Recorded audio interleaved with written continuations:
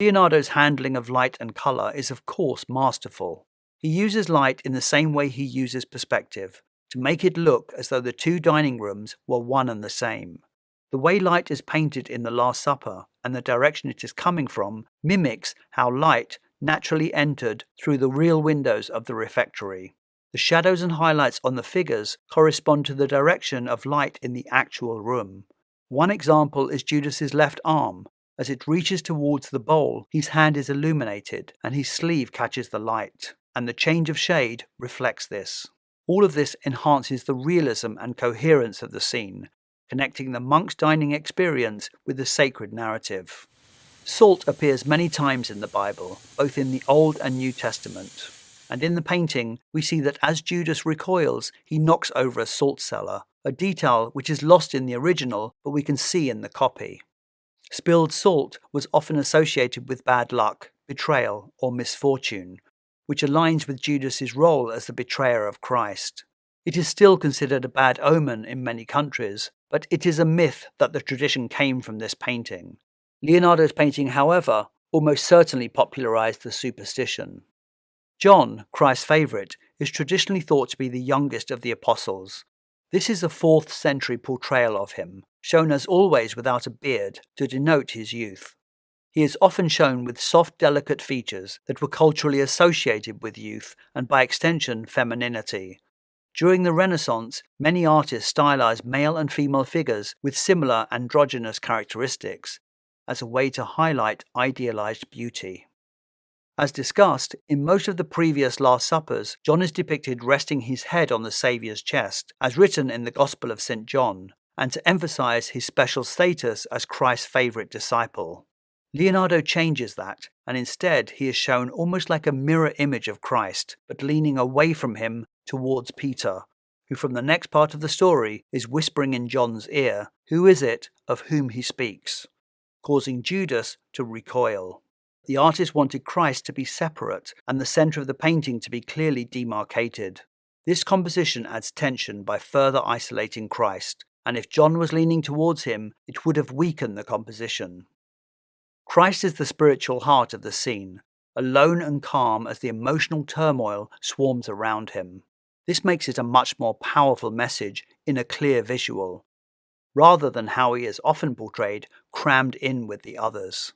He has just spoken the words of betrayal, his mouth is still slightly open, and he bows his head in silence. He is calm and his hands are in a familiar pose that foreshadows his wounds on the cross.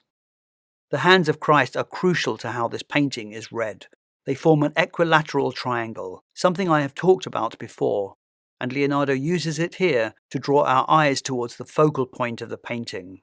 The triangle, an inherently stable shape, gives a sense of order and balance to the central figure, in contrast with the other gesticulating characters. His left hand reaches out for the bread, drawing our focus along the diagonal of his left arm and back towards his downturned gaze, looking towards the bread. Our eyes go exactly where Leonardo wants them to go. This little vignette with the bread and wine is aimed at the Dominican friars, who understood it as a celebration of the Eucharist. In a wonderful theatrical touch, the hand was one of the first things the monks would have noticed as they came in through their appointed door to dine. Seeing Christ as if he is reaching out to them. In its original state, it would have been more obvious as the aforementioned light which hit Judas's robe also hit the hand of Christ as he reaches out. As there are no halos in this painting, Leonardo instead uses light and composition to emphasize Christ's divinity, with the natural light from the 3 windows behind him. If you squint, you will notice it is the brightest part of the painting and contrasts with the darker tones of the interior, creating a stark visual separation between the earthly and divine realms. Leonardo links Christ metaphorically to the light, symbolizing divinity, purity, and salvation. Then there is the pediment, highlighting his spiritual importance without resorting to overt symbolism. In the biblical story, after Christ's announcement, each of the disciples asks, "Lord, is it I?" Philip can be seen pointing to himself in the painting. Jesus responds by saying, "He that dippeth his hand with me in the dish, the same shall betray me." And the painting depicts just 2 people reaching for things at the table, Jesus reaches for the wine and Judas reaches for the bread. The group to the right of Jesus is James the Greater, Thomas, and Philip. The intense-looking Thomas is raising his index finger. It is a gesture we have seen in other Leonardo paintings, and it could be to indicate Christ's heavenly authority, but is also a foreshadowing of Thomas's later role in the Gospel narrative, where he doubts Christ's resurrection until he sees and touches the wounds, aligning with his biblical persona as doubting Thomas. There is also an argument that this is possibly a self-portrait of Leonardo, and the artist's known cynicism of faith, combined with a later portrait of him by Raphael, supports this possibility. The final group show Matthew, Simon, and Thaddeus.